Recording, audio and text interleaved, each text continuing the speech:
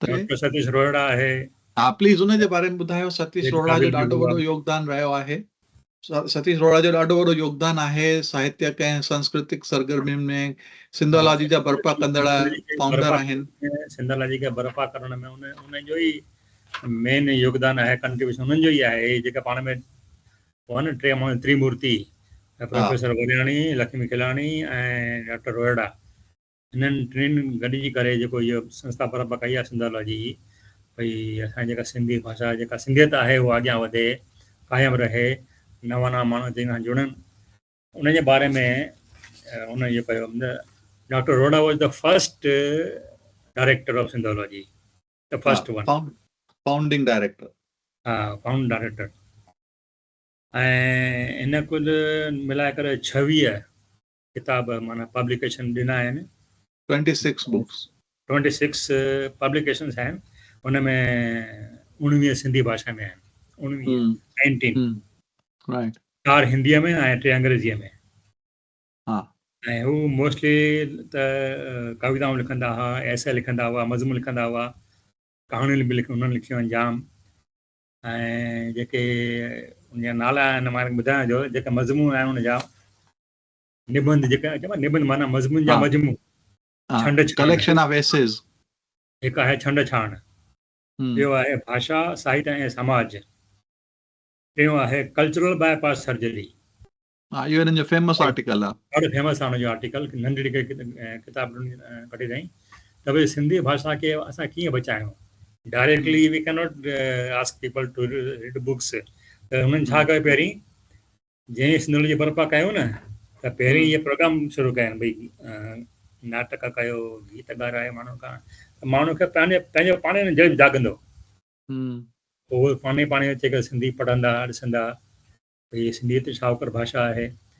कविताउनि में हुनजो हिकिड़ो किताबु आहे तनहा नाले सां, तनहा, कहाणियुनि में रिश्तो, ऊंदहि जो सच, एयरपोर्ट जे रस्ते, पापा, अचो त हथ मिलायूं, ईअं लिखिया अथऊं। ऐं ॿियो हिकिड़ो हुन ट्राईलिंगुअल जेको हूंदो आहे डिक्शनरी, ऐं सिंधी, अंग्रेजी, हिंदी, ट्राईलिंगुअल हुननि तयारु कराई हुई। ऐं हुननि खे बि चङा ई हिनखे पुरस्कार मिलियल आहिनि। 2002 में अखिल भारत ॿोली ऐं सभा पारां जो 2002 में ई नेशनल सिंधी NCPC जा न, national Sindhi council of promotion of Sindhi Sindhi ऐं लैंग्वेज। 2004 में हुनखे मिलियो हो साहित्य अकादमी अवॉर्ड, कविता खां जेको किताबु आहे हुन ते, कविता खां कविता ताईं। ऐं ॿियो लाइफ टाइम मिलियसि अचीवमेंट अवॉर्ड। त ईअं ॾाढो मतिलबु ईअं भाषा ज्ञानी हुआ, तैलीमदान हुआ, लेखक हुआ। ऐं ॿी वॾी ॻाल्हि इहा आहे त हुन कच्छी लैंग्वेज जे बारे में जेको एनालिसिस कयो, कच्छी लैंग्वेज जो ग्रामेटिकल एनालिसिस, हुन ते PhD कई अथऊं। हा, PhD हुनजी कच्छी लैंग्वेज ते हुई। लैंग्वेज जे बारे में ई आहे। ॿुधव, ॾाढो ज़हनी माण्हू हूंदो हो ऐं बिल्कुलु फ्रैंक माण्हू हूंदो हो, ॻाल्हाइण जो बि, ऐं सुठे नमूने माण्हुनि सां पेश ईंदो हो। हरेश वासवाणी, डॉक्टर रोहिड़ा, इहे जेके मुंहिंजे ख़्याल खां ॿई सेम लेवल जा माण्हू हुआ। हा, त इहो बि हिकिड़ो ख़ासि ॻाल्हि तव्हां चई, भई आदिपुर में एॾे वॾे लेवल ते सोच रखण वारा, संस्था बर्पा करण वारा, ऐं सिंधी कल्चर, सिंधी ॿोली, सिंधी भाषा खे अॻियां वधाए सघे, उन जा स्ट्रॉन्ग फाउंडेशन्स, उन्हनि बुनियादी पथर वापसि विधा। छाकाणि त पहिरीं त शुरूअ में ऑब्वियसली